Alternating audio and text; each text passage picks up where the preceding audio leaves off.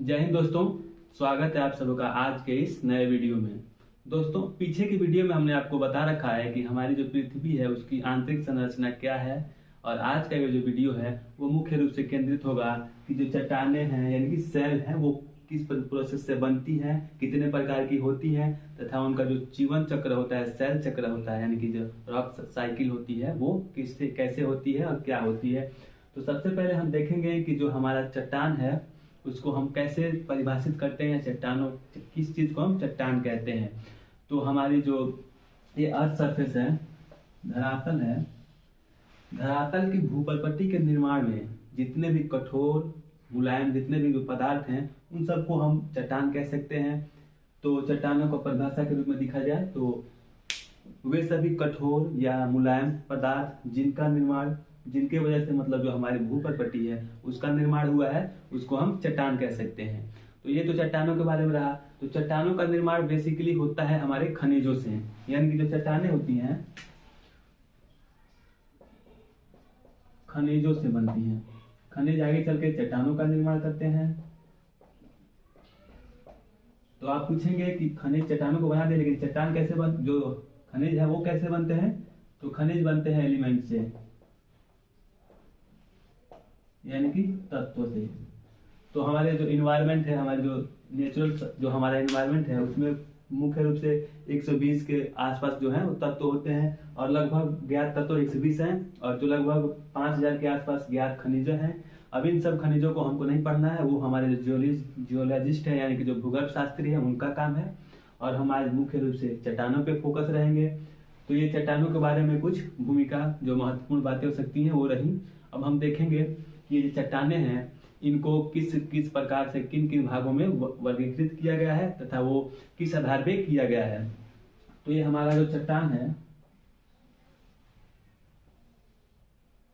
चट्टानों के कुछ भौतिक गुण, कुछ रासायनिक गुण, उनकी विशेषताएं तथा उनकी उत्पत्ति के आधार पे इसको मुख्य रूप से 3 भागों में वर्गीकृत किया जा सकता है। अब ये तीनों कौन कौन से हैं? इन तीनों में जो सबसे पहला है वो है आग्नेय। आग्नेय जिसको हम कहते हैं इग्नियस। इग्नियस।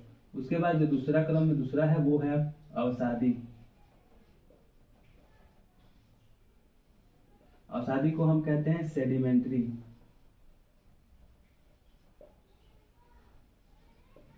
और जो लास्ट वाला है वो है कयांतरित या रूपांतरित, जिसको हम कह सकते हैं इंग्लिश में मेटामॉर्फिक।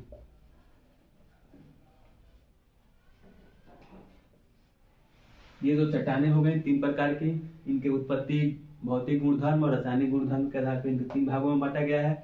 अब इन तीनों को हम अलग अलग से विस्तार से जानेंगे कि अवसादी क्या होती है, इनकी विशेषताएं क्या होती हैं, अग्नेय क्या होती है, इनकी विशेषताएं क्या होती हैं, अवसादी क्या है, इनकी विशेषताएं। ठीक उसी प्रकार हम कयांतरित के बारे में भी पूरा विस्तार से जानेंगे, और सबसे लास्ट में आपको बताएंगे कि जो सेल चक्र होता है वो क्या होता है। तो चलिए देखते हैं आग्नेय चट्टान के बारे में।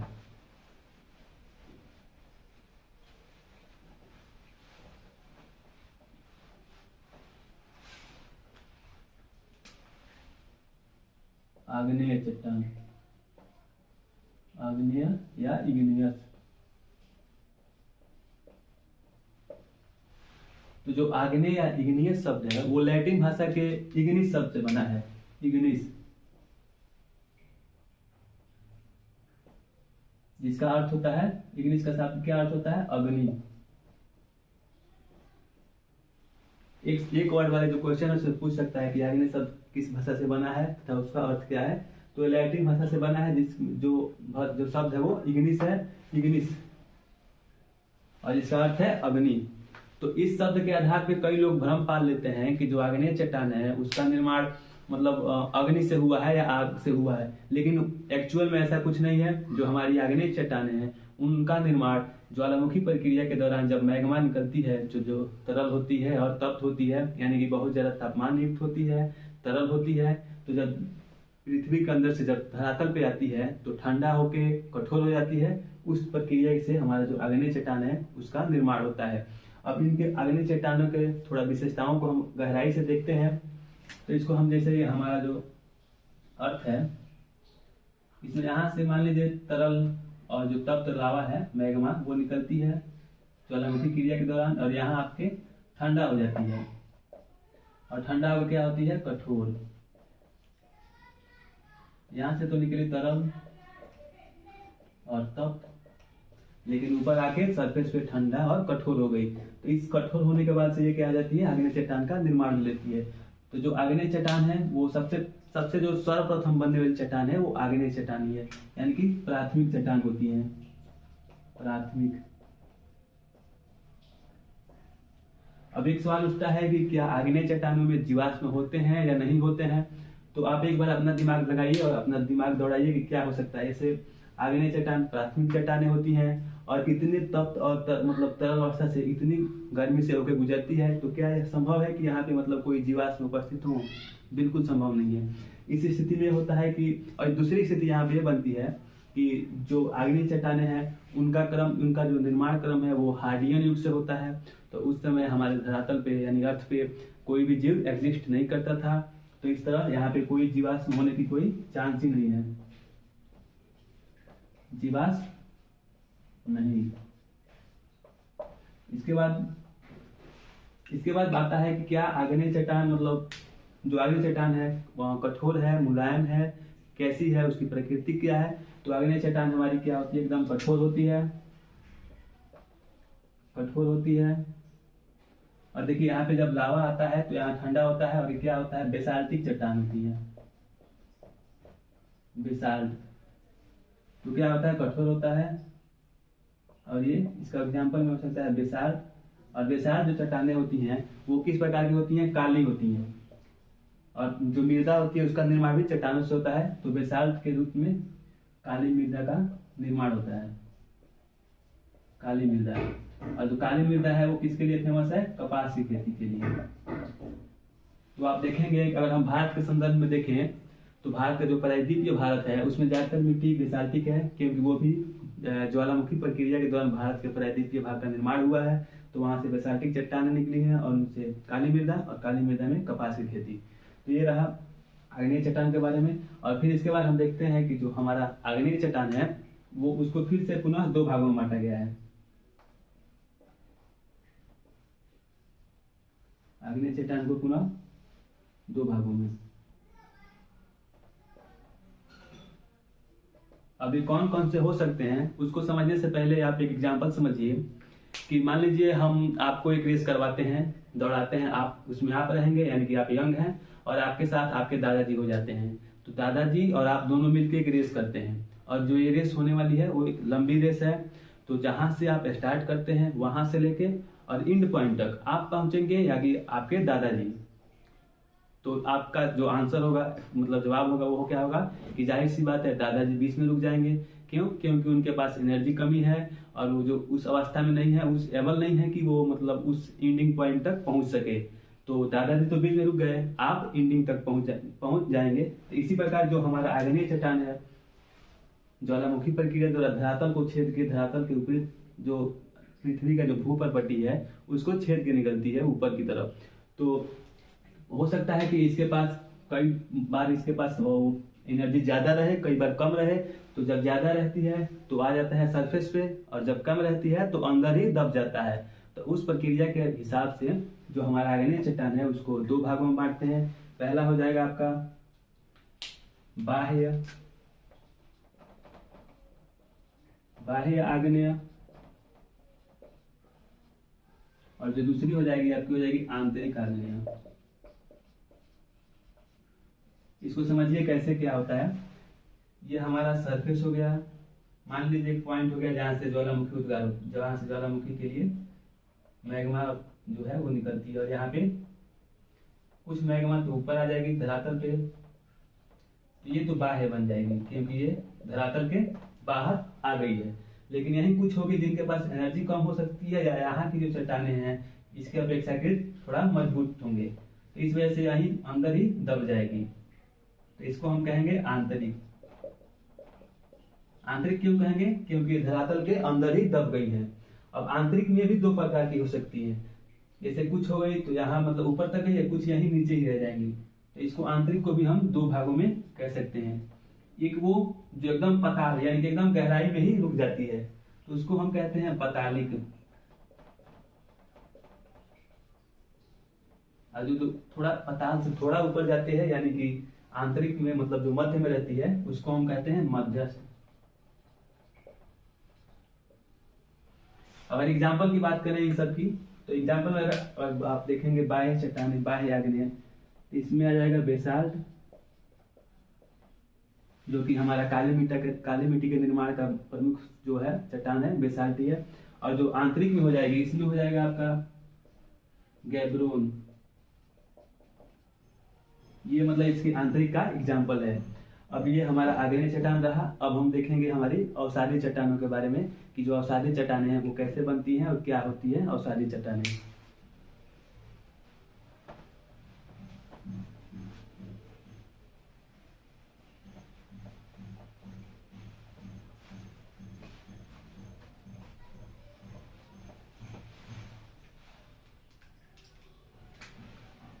अवसादी, अवसादी को हम इंग्लिश में क्या कहते हैं? सेडिमेंट्री।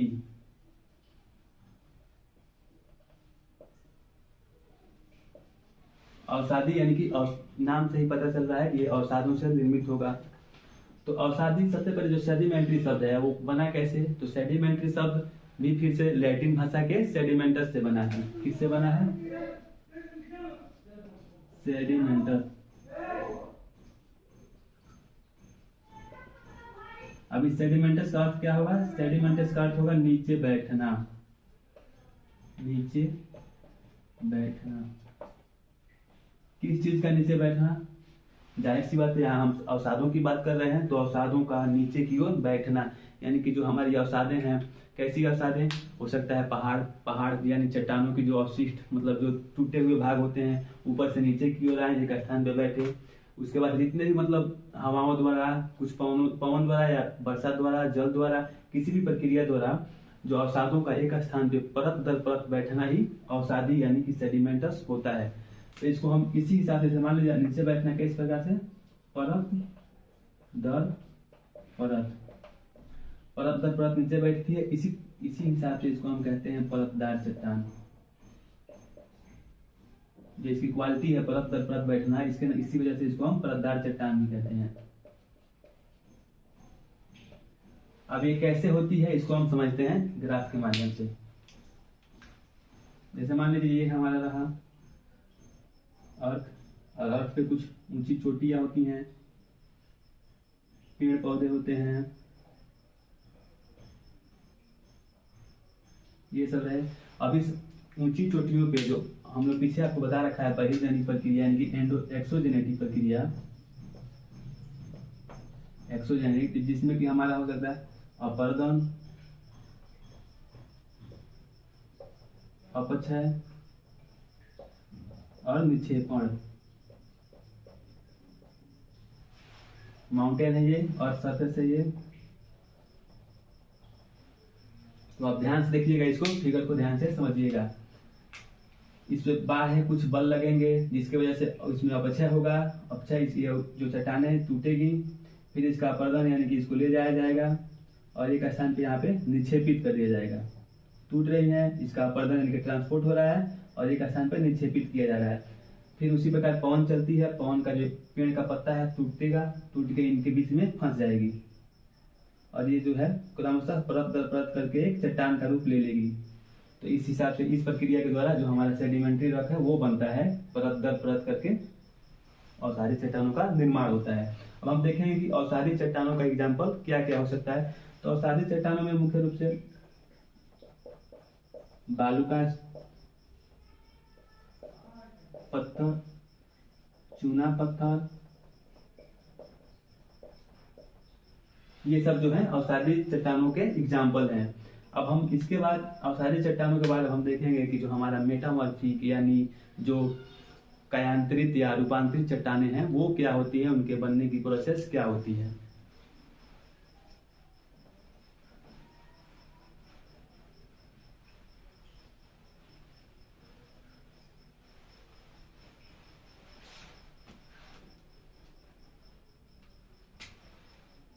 कायांतरित कायांतरित या रूपांतरित। इसको कायांतरित या रूपांतरित क्यों कहते हैं? तो इसका जैसे एकदम सिंपल और आसान सा आंसर होगा कि ये जो चट्टानें होती हैं वो अपनी काया या रूप जो होती है उसमें परिवर्तन कर लेती हैं। तो इसको हम समझेंगे कैसे ये परिवर्तन होता है। तो मान लीजिए कोई सी भी चट्टानें हैं, जैसे आग्नेय चट्टान हो गई, ये आग्नेय चट्टान हो गई। अब आग्नेय चट्टान से आपको कायांतरित चट्टानों को निर्माण करके दिखाते हैं। आग्नेय चट्टान में अगर इसकी जो फिजिकल या केमिकल गुणधर्म है उसमें कुछ परिवर्तन कर दिया जाए तो इसके जो बॉडी है यानी कि इसकी जो रूप है उसमें चेंज हो जाएगी। इसके बाद हमारा जो कायांतरित या रूपांतरित चट्टान है वो बन जाएगी। कैसे? देखिए, आग्नेय चट्टान है, आग्नेय चट्टान जैसे कि यह है,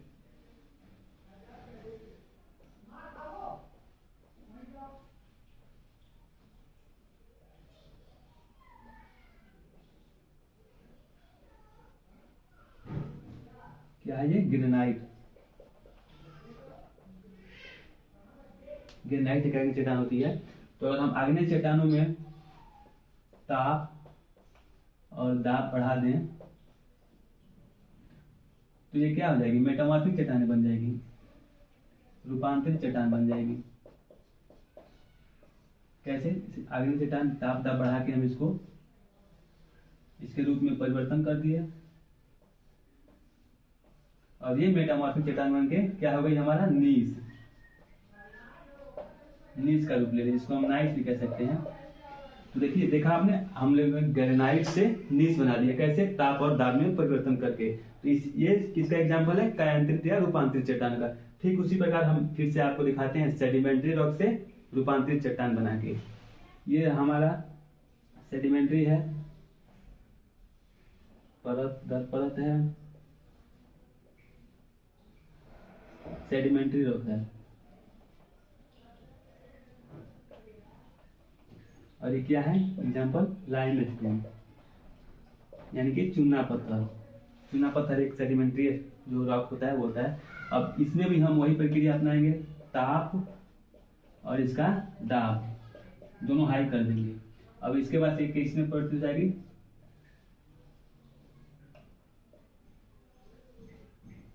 संगमरमर में बदल जाएगी।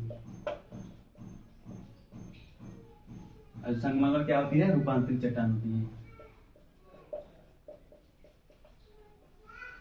तो इन दोनों एग्जाम्पलों से आपको एक बात समझ में आई होगी कि ये कोई भी चट्टान हो, चाहे आग्नेय हो या सेडिमेंट्री यानी कि जो अवसादी हो, उन चट्टानों में अगर हम उनके भौतिक या रासायनिक गुणधर्म को बदल देते हैं, उनकी जो कैरेक्टरिस्टिक्स यानी विशेषताएं हैं उसमें परिवर्तन कर देते हैं, तो क्या होती है? वही आगे चल के अपना रूप बदल के यानी कि अपना जो उसकी काया है उसको बदल के रूपांतरित या कायांतरित चट्टानों में परिवर्तित हो जाती है। तो ये हमारा रहा रूपांतरित या कायांतरित चट्टान। पीछे हमने देखा अवसादी चट्टान। तो अवसादी चट्टानों के बारे में एक ये बात है कि जो हमारी पूरी भूपर्वती है उस पर लगभग 75% यानी 75% जो हमारा अर्थ सरफेस है वो अवसादी चट्टानों से ही निर्मित है।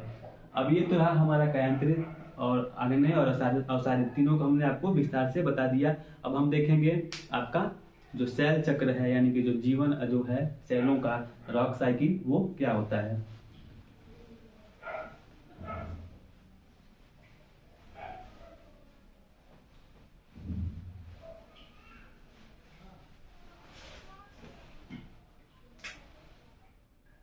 सेल चक्र, सेल चक्र या रॉक साइकिल।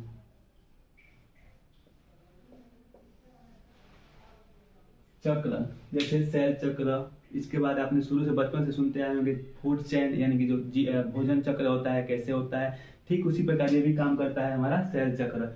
इसको समझने के लिए हम एक एग्जांपल देते हैं आपको। जैसे आप पानी लीजिए, पानी को गर्म करते हैं तो क्या होती है? वाष्प में बदल जाती है। फिर अगर हम पानी को ज्यादा ठंडा करते हैं यानी कि उसका जो टेम्परेचर है वो गिराते हैं तो वो क्या होती है? बर्फ में परिवर्तित हो जाती है। अगर इस जैसे हम इसको यहाँ लिख के बताते हैं, ये हमारा हो जाएगा पानी। अगर हम पानी को गर्म करते हैं तो क्या होता है? वाष्प में बदल जाता है।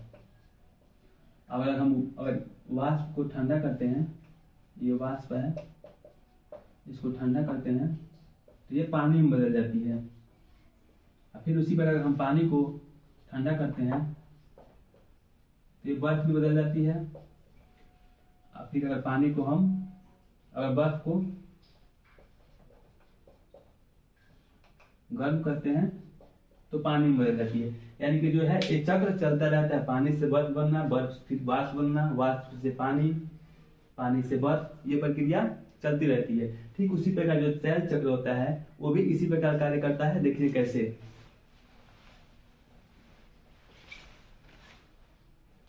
ये हो जाएगा आपका आग्नेय चट्टान, जिसको हम प्राथमिक चट्टानें भी कहते हैं। आग्नेय ये हो जाएगा आपका अवसादी, जिसका निर्माण अवसादों से होता है। फिर जो आपका हो जाएगा ये कायांतरित, जिसको हम रूपांतरित भी कहते हैं। अब हम आपको दिखाते हैं कि कैसे ये तीनों एक दूसरे से कनेक्टेड हैं। कैसे आग्नेय से अवसादी बनता है, अवसादी से आग्नेय, आग्नेय से कायांतरित, कायांतरित से आग्नेय, अवसादी से कायांतरित और कायांतरित से अवसादी कैसे बनते हैं, क्या प्रोसेस है उसको बताते हैं। तो आप देखिए जो हमारा आग्नेय है, आग्नेय कैसे चट्टाने हैं, कठोर चट्टाने हैं और प्राथमिक चट्टाने हैं। अगर आग्नेय चट्टानों में हम बाह्य प्रक्रिया द्वारा इसमें जैसे इसमें तापमान या दाब बढ़ा के इसमें तोड़ फोड़ करें और उसके जो टूटने के बाद जो अवसाद होंगे वो जब एक स्थान पे इकट्ठे होते हैं तो अवसादी चट्टानों का निर्माण लेते हैं। ठीक है, यानी हम इसे अपरदन लिख देते हैं साफ से बढ़िया से। अपरदन और अपक्षय की प्रक्रिया से, अपक्षय अपरदन और निक्षेपण की प्रक्रिया से आग्नेय चट्टान अवसादी चट्टानों में परिवर्तित होती है। और जो अवसादी चट्टानें हैं वो फिर अगर इसमें हम गर्म उसको ताप बढ़ा दें तो आग्नेय चट्टानों में परिवर्तित हो जाती है।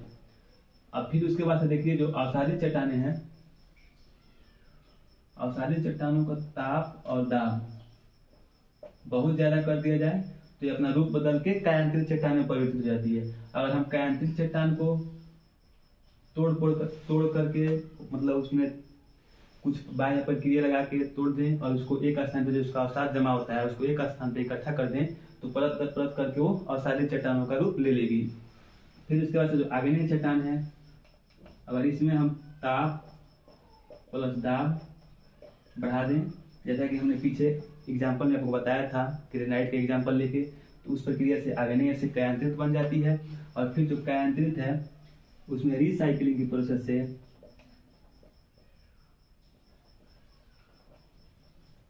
रिसाइकलिंग की प्रोसेस से आग्नेय चट्टान का निर्माण हो जाता है। तो ये सेल चक्र रहा। उम्मीद करते हैं कि आपको वीडियो अच्छा लगेगा, ये आपको अच्छे से समझ में आएगा। आगे की वीडियो में फिर मिलते हैं। धन्यवाद।